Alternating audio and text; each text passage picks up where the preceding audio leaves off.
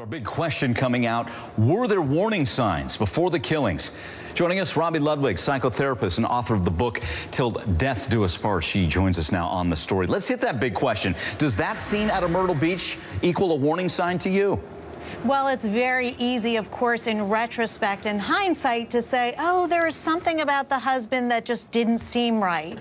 But we could certainly look at a lot of husbands on a family vacation who might behave in a quiet way or have social anxiety and not be very interactive, and that doesn't make them killers. So I don't think that in and of itself would be a warning sign where someone would say, hey, be careful of your husband, he looks dangerous. But certainly in retrospect, it does raise a lot of questions. How long was Chris Watts really unhappy with his family, and how long was he planning or plotting some kind of escape for himself? Yeah, because you're looking at this, we're days before the killings at that interaction there in Myrtle Beach. And doesn't it cut into his story?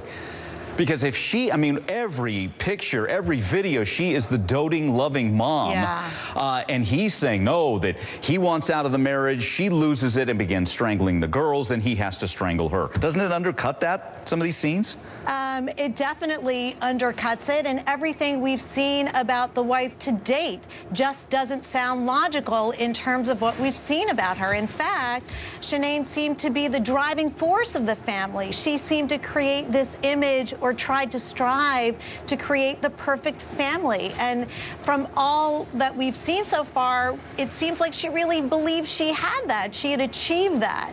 And it's really Chris who was the unhappy one, the miserable one, the one who was capable of lying. Let's not forget that when you cheat, you are lying to your partner, you're lying to your family. And to me, it just sounds like another way for him to save himself, to blame his wife for something that is just not true, and to try to malign her in some way. Yeah, investigators say he was actively involved in an affair. Again, these are allegations. But is that the potential motive you're seeing here, Robi? He wanted out, wanted to be with the other woman, maybe money issues, that play in as well? Well, certainly those are triggers. And when we look at husbands who kill their entire family, there's always a financial component. There's usually financial stressor where they're not able to feel like the man they want to be, and maybe affairs, but that in and of itself is not enough to get somebody to want to kill their family. They're triggers.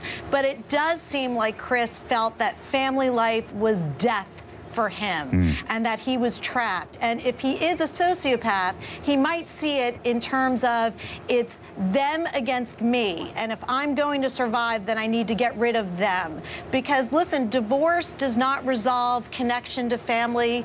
There's still an ex-wife, there's still financial responsibility, and there's still co-parenting. So I think Chris was very well aware of the fact that he was connected in a way that did not work for him, and he needed to plan an escape to get a do-over in life, to live a life he felt he was entitled to live with. As a good-looking guy, maybe there were multiple women, maybe there were women that could take care of him. Who knows what was in his mind? But definitely this life he had created for himself was not working for him anymore. You know, we're early, but as you look at this as a professional, what makes you ask the questions, and the question, is he a psychopath? Well, the killing of the children, he doesn't appear to be psychotic to me. I'm not hearing any paranoia.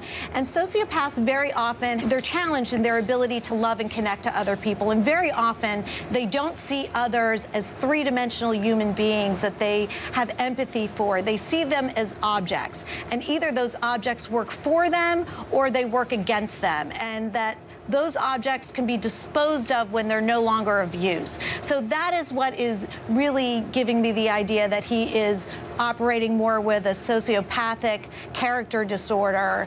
And of course, a sociopath is always a narcissist because they put themselves first. Robi, always good seeing you. Thanks again. Robi Ludwig, author of the book Till Death Do Us Part, psychotherapist. Appreciate it.